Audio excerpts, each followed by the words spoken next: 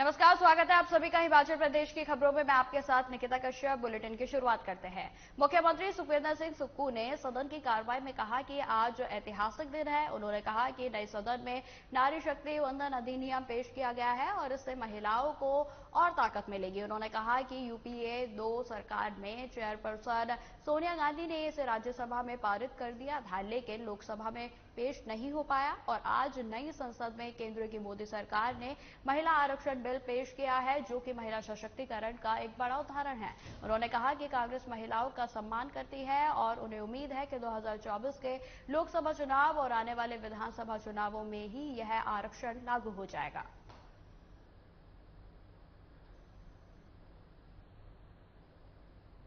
आज जो हम समाज की जिन 50% महिलाओं को हम ये कहते हैं कि इन्हें पूरा अधिकार देना चाहिए, इस पुरुष प्रधान समाज में महिलाओं को द्विम दर्जे का सोचा जाता है।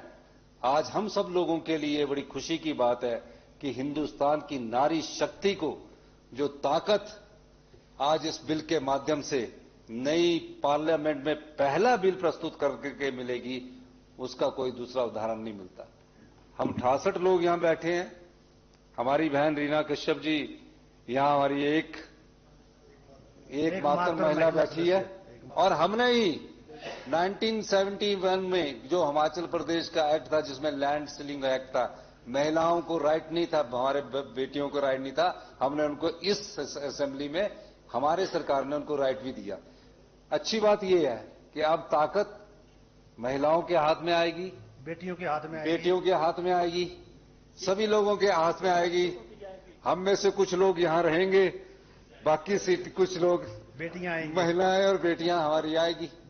तो इस खुशी के मौके पर मैं राष्ट्रीय कांग्रेस पार्टी की पूर्व अध्यक्षा श्रीमती सोनिया गांधी जी को, सीडब्ल्यूसी में बिल पास करने के लिए खड़गे जी को, देश के प्रधानमंत्री नरेंद्र मोदी जी को, और जिन्होंने नए संसद भवन में ये बिल लाया है, मैं उनको शुभकामनाएं देता हूं। विधानसभा के मानसून सत्र का तीसरा दिन भी सत्ता पक्ष और विपक्ष के बीच नोकझोंक देखने को मिल रही है। आपको बता दें कि सदन के अंदर एक बार फिर लंबित पड़ी भर्तियों के मामले पर बहस छिड़ी, तो ऊर्जा नीति को लेकर भी जमकर वाद विवाद हुआ। वहीं आपको बता दें कि इस दौरान मुख्यमंत्री सुखविंदर सिंह सुक्खू और पूर्व मुख्यमंत्री जयराम ठाकुर एक बार फिर आमने सामने दिखे और इसके बाद मुख्यमंत्री ने कहा कि जिन मामलों पर इंक्वायरी नहीं चल रही है उन पर भर्तियां चल रही हैं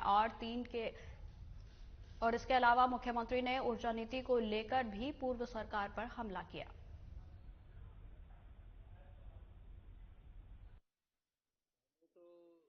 जयराम ठाकुर जी जो पूर्व मुख्यमंत्री थे, उन्होंने हमसे सवाल किया।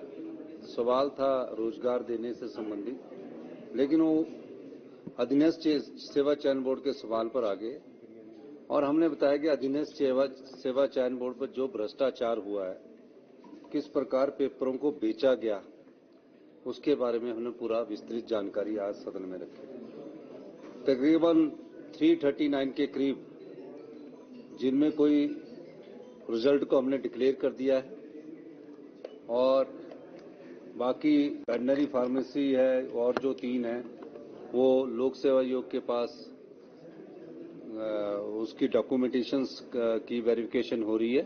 शिमला में नेता प्रतिपक्ष जयराम ठाकुर ने कांग्रेस सरकार पर जमकर निशाना साधा है। उन्होंने कहा कि यह सरकार 10 महीने से प्रदेश को 10 साल पीछे कर दिया है। आपको बता दें कि यहां तक कि सरकार सदन में झूठे आंकड़े पेश कर रही है, चुनाव के समय भी और अब भी सदन को गुमराह किया जा रहा है। नेता प्रतिपक्ष ने आगे कहा कि एशिया का सबसे बड़ा फार्मा हब बद्दी नालागढ़ है, लेकिन वहां पर बीडीओ का ऑफिस नहीं था, एसडीएम का ऑफिस नहीं था। जनप्रतिनिधियों और लोगों की मांग, हमने बीडीओ और एसडीएम का ऑफिस खोला और सुखविंदर सिंह सुक्खू की सत्ता में आते ही उसे डिनोटिफाई कर दिया गया। वहीं इसके बाद जब बद्दी के विधायक और सीपीएस ने कहा कि बद्दी में बीडीओ और एसडीएम के ऑफिस नहीं है, तो मुख्यमंत्री ने घोषणा कर दी कि बद्दी में बीडीओ और एसडीएम के दफ्तर खोलेंगे। मुख्यमंत्री ने अपने पद का मजाक बनाया है। जब संस्थान को खोलना था तो उसे बंद क्यों कर दिया गया?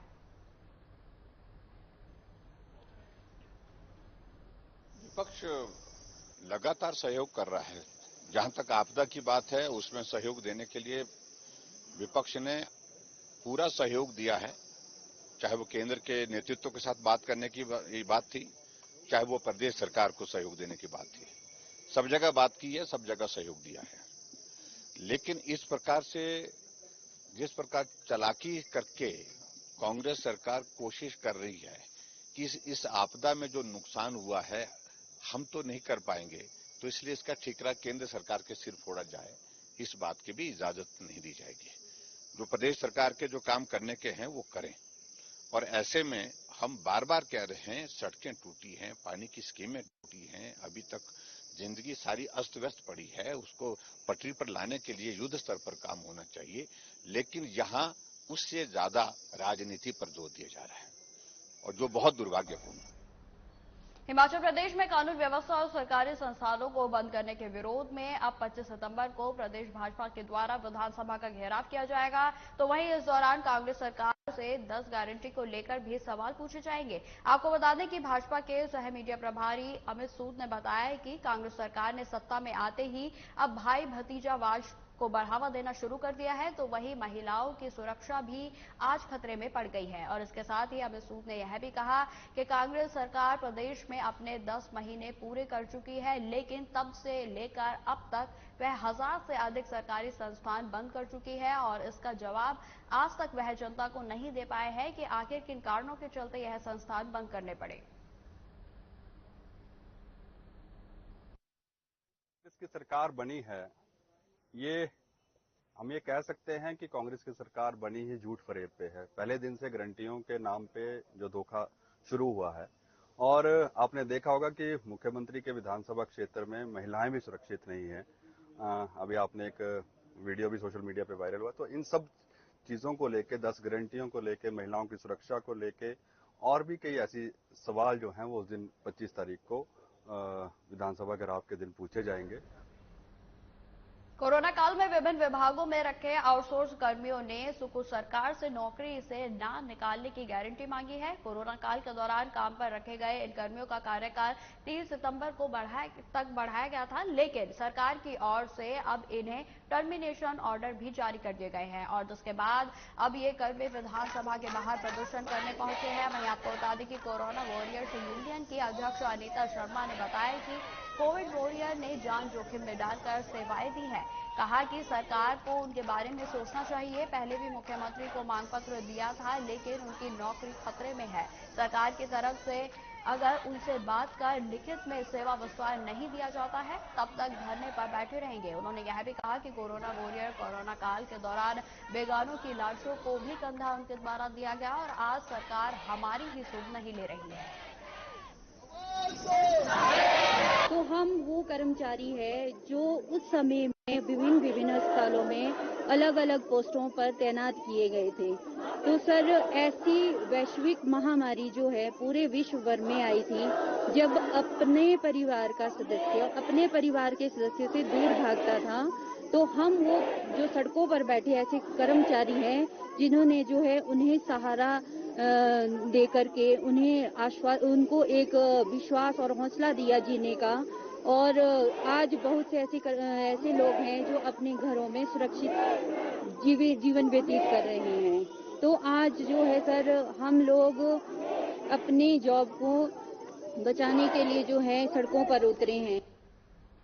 भारत सरकार के कौशल विकास और उद्यमिता मंत्रालय ने संचालित जन शिक्षण संस्थान मंडी में योजना के अंतर्गत प्रशिक्षित लाभार्थियों के सम्मान में कौशल दीक्षांत समारोह का आयोजन किया गया। वहीं आपको बता दें कि कार्यक्रम की अध्यक्षता जन शिक्षण संस्थान मंडी के निदेशक मोहन सिंह ने की और मुख्य अतिथि के रूप में सरदार पटेल विश्वविद्यालय कुलपति अनुपमा सिंह ने शिरकत की। आपको बताते चले कि दीक्षांत समारोह में 150 लाभार्थियों ने हिस्सा लिया और इस दौरान जन शिक्षण संस्थान मंडी के निदेशक मोहन सिंह ने मीडिया से बातचीत में कहा कि 2022 से 23 में विभिन्न कोर्सों के 2700 प्रशिक्षणार्थी ने इस योजना के तहत सफल प्रशिक्षण प्राप्त किया है और इसी सफलता को लेकर दीक्षांत समारोह में इन सभी प्रशिक्षणार्थियों को प्रमाण पत्र दिए गए। आज का कार्यक्रम भारत सरकार के कौशल विकास एवं उद्यमिता मंत्रालय ministry of skill development and entrepreneurship के द्वारा संचालित जन शिक्षण संस्थान मंडी, जिसमें पिछले सत्र में 2022-23 में 2700 प्रशिक्षणार्थी विभिन्न कोर्स जिनके अलग अलग ट्रेड्स थे उनमें प्रशिक्षण दिया गया।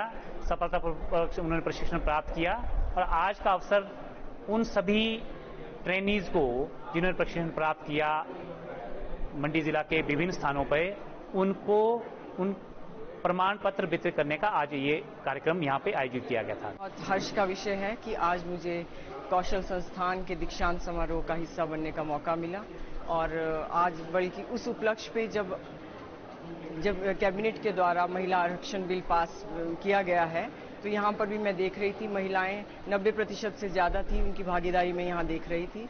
तो मुझे बहुत ही अच्छा लगा और ये बहुत ही अच्छा कार्य हो रहा है। मुझे ऐसे सुनने में आया कि तकरीबन 3600 ट्रेनीज यहाँ से ट्रेनिंग लेके जा चुके हैं और इनकम जनरेटिंग एक्टिविटीज़ में वो बिजी हैं। तो ये एक बहुत ही अच्छा मुझे भारत सरकार का कार्यक्रम लगा। मैं मतलब JSS से एज अ रिसोर्स पर्सन हूँ और मैं हैंड एम्ब्रॉयडरी का काम करवाती हूँ और जैसे कि मैंने पिछले 2 वर्षों से ये चला हुआ है तो फिर मैंने इसमें लगभग 5 या 6 बैच मेरे कंप्लीट हो चुके हैं और बहुत सी महिलाएं मेरे पास काम करने के लिए आती हैं और मैं उनको सिखाती हूँ।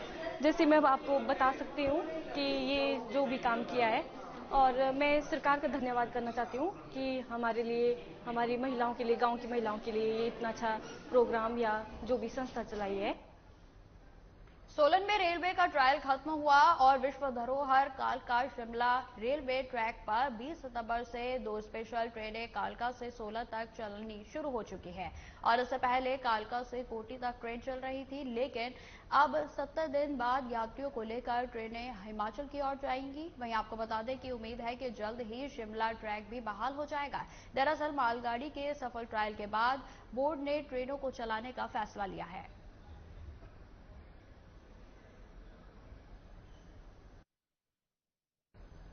तो आपको बता दें कि लंबे समय से हिमाचल में जो ट्रेनें थी वो बहाल नहीं हो पा रही थी क्योंकि त्रासदी के कारण जो है सड़कें अवरुद्ध थी और जहां पर कई जगहों पर जो है ट्रैक भी पूरे तरीके से बाधित थे और जिसके बाद अब आपको बता दें कि सोलन में कुछ ट्रेनें जो है बहाल कर दी गई है जिसकी वजह से आवागमन जो है वो सुचारू रूप से किया जाएगा। वहीं आपको बता दें कि अभी बोर्ड की ओर से ज्यादा ट्रेनों की जो मंजूरी है वो नहीं दी गई है। अभी तक फिलहाल 2 ही ट्रेनों का जो है वो ट्रायल सक्सेसफुल रहा है और जिसके बाद कुछ ही ट्रेनों को इस ट्रैक पे से बहाल किया गया है, लेकिन आगामी दिनों में और भी ट्रेनों को बहाल करने की बोर्ड की ओर से जानकारी लगातार दी जाएगी।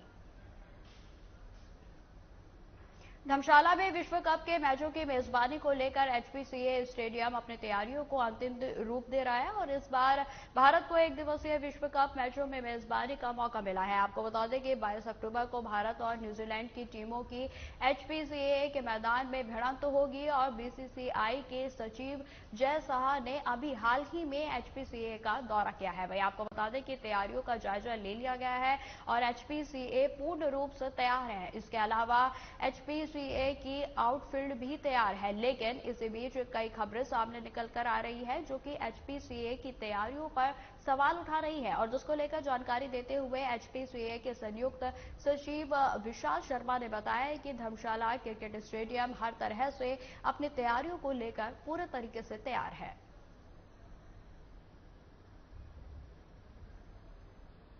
तो आपको बता दें कि धर्मशाला में विश्व कप के मैचों में मेजबानी इस बार जो है भारत कर रहा है और जिसको लेकर तमाम तरीके की तैयारियां जो है वो पूरी कर ली गई है, जिसमें कि मैदान की बात हो, स्टेडियम की बात हो या फिर खिलाड़ियों की बात हो, हर कोई पूरे तरीके से तैयार है। साथ ही साथ आपको बता दें कि प्रशासन भी इस बार जो है पूरे तरीके से मुस्तैद नजर आ रहा है। 22 अक्टूबर को भारत और न्यूजीलैंड का मैच होना है और जिसको लेकर खिलाड़ियों में भी खासा उत्साह है।